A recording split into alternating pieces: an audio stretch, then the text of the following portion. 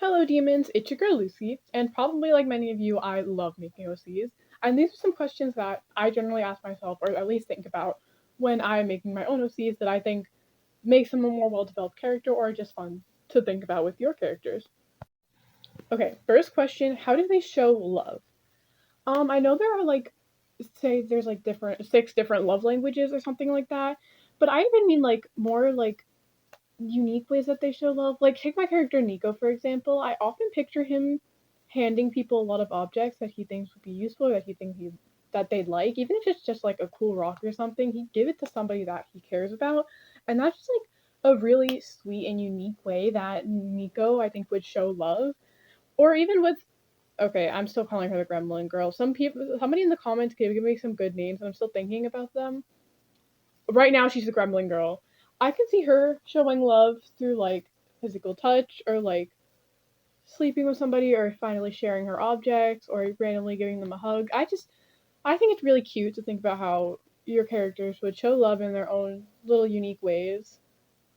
So yeah. Number two, what are they obsessed with and can like info dump about forever? Like with Blair, my character, I can see him info dumping completely about fashion and how he does all that and how he makes dresses, be able to talk 4 hours. Like I feel like even if your character like doesn't talk much, or I don't know, doesn't info dump to a lot of people, there is that one thing that if they are asked about, they can talk on and on about forever. And it's really good to think about what your characters really care about and what they're very into, even if it's something silly they like to do on the side. I think that's a really interesting thing to think about. Number three, if they were a color, what would they be? Okay, I thought of this one because I used to color code like all of my characters. If I was making animatics or animation memes, I wouldn't color them fully in. I would do them all one color that I thought represented them, and I feel like it really helped me like know their personality. Also with my characters, and I feel like a lot of people's characters, you give them like a color scheme. There's like one color that like really represents them. So like Blair, for Blair again, it would be like hot pink, pinkish red, things like that. So yeah, just thinking about what color, because the color can really be representative of something, just how they are as a person, with how bright it is, how light, how dull, how dark, things like that can really show their personality, and I think that's very useful. Okay, what is this for? What is their dumbest fear? So I feel like a lot of people know like their character's biggest fear on like a deep emotional level, what they really wouldn't want to happen. What I don't think people think about enough is like they're just stupid fears. They're really stupid ones. Like say you have a character that's just like terrified of frogs or something. That's really brave, but then like if there's a frog, they will freak out. I had that with one of my characters once, and it was really interesting. Just like throw a frog in the scene and have them scream and run off. I just think dumb fears like that are really cool to think about for your characters and can provide some like funny scenarios, especially if it's something that you nobody would ever think that character would be terrified of. So yeah, no, I usually don't connect this to their backstory or everything. Just like one of those innate fears that they were born with that's just really stupid and funny to think about.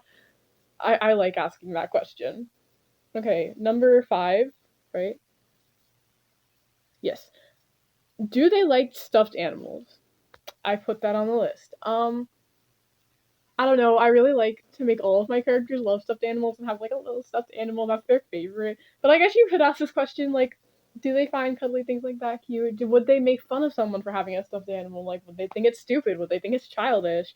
Or no, would they love it? Would they embrace their inner child through having like a bunch of stuffed animals, like I do with a lot of my characters? Just throw stuffed animals at them. Number six, what is their biggest flaw? I think this is a pretty common question to ask, but your biggest flaw is very important. I usually try with my characters to tie it back into what their biggest strength is. Like if a character is very people pleasing, if she always wants to make everyone happy, it's very, very, very kind person, I might make their biggest flaw something like they have a lying problem. Like they want to fit in so badly and they want everybody to be happy so bad that that can lead them to lying to make that happen. And I think things like that are really interesting, making like their biggest strength also one of their biggest weaknesses and biggest flaws, and having them like have to acknowledge and work through that can make a really interesting story, in my opinion. Okay, seven. Yeah. Ignoring the circumstances of the story they are in, what would they want to be when they grow up? Slash, what is their dream career? So with this, I feel like in a lot of stories, characters can be in bad situations, they brought up a certain way, they have a certain culture, whatever. That will lead them into wanting a certain career. Like for Nico, he wants to be a villain. He wants to be like the great villain so that he can help out his father or whatever. But if your character wasn't in that story and had just grown up a normal person with the ideal life, what would they want to be? Because I can see Nico wanting to be an artist, and I think yeah, or like Blair's a villain now too, but I can see him wanting to be a dressmaker, or like Sorsha's a hero. I can see her going into like marketing and all these things. Like, what would they actually want to do if it wasn't all the pressures around them from the world that they are in? And I think that's really interesting to think about because it really goes into your characters' heads and it takes them out of the story you created for them and makes you think about them as a person on a deeper level. Okay, I keep forgetting what number I'm on. The next one. What are their thoughts on there being good and bad people? Okay, this one I really like because some people look at it as like, yes, there's good people and there's bad people. Do they have that black and white way of thinking? Or do they believe that there is no such thing as a good or bad person? Because I have characters who just be like, no, we all do good and bad things, and there's no such thing as a person that is all good or all bad. And then I also have characters that would be put everybody into very neat categories and be like, no, these people are good, these people are bad, that's it. And or some that fall like more towards the middle that think some things, yes, are absolutely bad and would absolutely make them a bad person regardless of anything else they have done, and vice versa.